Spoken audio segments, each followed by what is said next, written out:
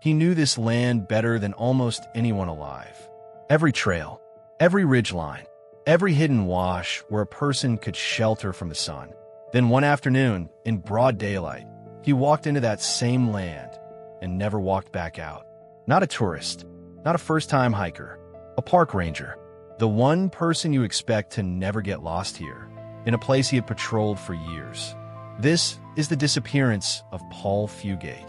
Paul Fugate was 41 years old, working as a park ranger at Chiricahua National Monument, a rugged, isolated park in southeastern Arizona, close to the U.S.-Mexico border.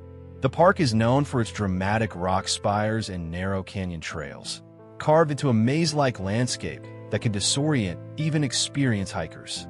Paul wasn't new to any of this. He had years of experience with the National Park Service, and by every account from coworkers, he was calm, methodical, and deeply familiar with the terrain. This wasn't a rookie still learning the land. This was someone the park itself relied on, the kind of ranger other rangers would ask for directions. He was also a husband, married with a quiet, stable home life built around this remote posting. Friends and colleagues described him consistently. Reliable, even-tempered, someone who followed procedure and checked in exactly when he was supposed to. Not reckless, not impulsive, not the profile of someone who simply walks away. That consistency is exactly what makes January 15th, 1980 so difficult to explain. It was a quiet winter afternoon at the monument. Visitor numbers were low. This wasn't peak season for the park. Paul had a fairly routine assignment that day. Patrol the trail system, check on any hikers in the area, and handle the kind of low-key tasks that filled most of his ordinary shifts. Around midday, Paul made a radio check-in with the park office. Nothing about it stood out. No urgency in his voice, no indication anything was wrong. Just a ranger reporting in the same way he had hundreds of times before. During that call, he mentioned he was heading out to make contact with a couple of hikers who were on one of the trails nearby. It was a completely standard part of the job. Rangers regularly walked out to check on visitors, offer directions, or simply confirm everyone was safe. That radio call is the last confirmed contact anyone has ever had with Paul Fugate. When Paul didn't check back in on schedule, his co-workers didn't panic immediately. Patrols sometimes ran long. A ranger might get pulled into a longer conversation with visitors or take a slight detour to check something on a nearby trail. It wasn't unusual at first for the radio to stay quiet for a stretch. But as the afternoon wore into evening and repeated attempts to reach him went unanswered, it became clear something was wrong. Paul Fugate, a trained ranger, working his own regular patrol route in broad daylight, in terrain he knew intimately, had simply stopped responding. No radio contact, no return to the ranger station, no sign of him anywhere near the trail he'd said he was walking out to.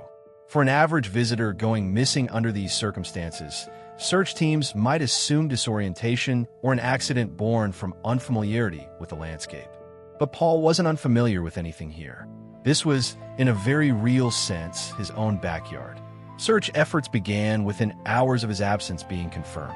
And even in that very first night, one detail became immediately unsettling. There was no trace of him anywhere along his known route. Not on the trail itself. Not near it. Nothing. What followed over the coming days became one of the most extensive search operations the National Park Service had conducted up to that point. Search and rescue crews combed the canyons and trail networks on foot, working through terrain that ranged from open desert scrub to narrow rock corridors barely wide enough for a single person to pass through. Tracking dogs were deployed to try to pick up his scent from his last known location. Helicopters and fixed-wing aircraft flew repeated passes over the surrounding wilderness, scanning terrain that would take searchers on foot days to cover on their own. Because Paul was a federal employee who vanished from federal land, additional agencies became involved almost immediately, a level of resourcing that most ordinary missing person cases simply never receive. This wasn't treated as a routine missing hiker report. It was treated from very early on as a serious anomaly. Local news outlets covered the search extensively as it unfolded, and for a brief period, Paul Fugate's disappearance was one of the most closely watched missing person cases in the American Southwest. Reporters noted the unusual scale of the response. Helicopters, federal agents, and specialized trackers converging on a park that, in an ordinary week, saw only a handful of staff and visitors moving through it at all. As days turned into weeks, the search radius kept expanding outward from his last known position. Investigators rewalked the terrain repeatedly, re-examined the timeline of that entire day minute by minute, and tracked down and interviewed the hikers Paul had said he was going out to meet, hoping they might hold some piece of the missing picture. And through all of it, still nothing. No confirmed remains, no abandoned equipment, no credible sighting that ever held up to scrutiny. Here is what separates this case from a typical missing hiker story. Paul Fugate wasn't inexperienced, wasn't unprepared, and wasn't operating in unfamiliar territory. Every factor that normally explains a disappearance in wilderness terrain, poor planning, unfamiliarity, lack of survival skill, simply didn't apply to him. And yet the land gave up nothing. Not a scrap of clothing, not a single piece of equipment, not one confirmed trace. Despite one of the most heavily resourced search operations in the Park Service's history, combing ground that Paul himself had patrolled for years and knew better than almost anyone alive. No body has ever been recovered. No sighting has ever been confirmed as credible. To this day, there is no physical evidence that explains what happened in the gap between his last radio call and the moment his absence was first noticed. A trained expert, on terrain he knew by heart, in broad daylight. Gone, with the landscape itself offering no answers. Over the decades since, investigators and Paul's own family have pointed to a handful of possible explanations. None of them have ever been confirmed. Theory 1 centers on foul play. Because Chiricahua sits close to the U.S.-Mexico border, in isolated terrain that has historically seen smuggling activity, some investigators have raised the possibility that Paul encountered someone in the park who did not want to be found or reported, and that the encounter ended in a way that left no trace behind. Theory 2 suggests a personal decision, the idea that Paul may have chosen, for reasons unknown, to walk away from his life entirely. His family has firmly and consistently rejected this theory, pointing to his stable marriage, his commitment to his job, and the complete absence of any warning signs, financial trouble, or expressed unhappiness in the time leading up to his disappearance.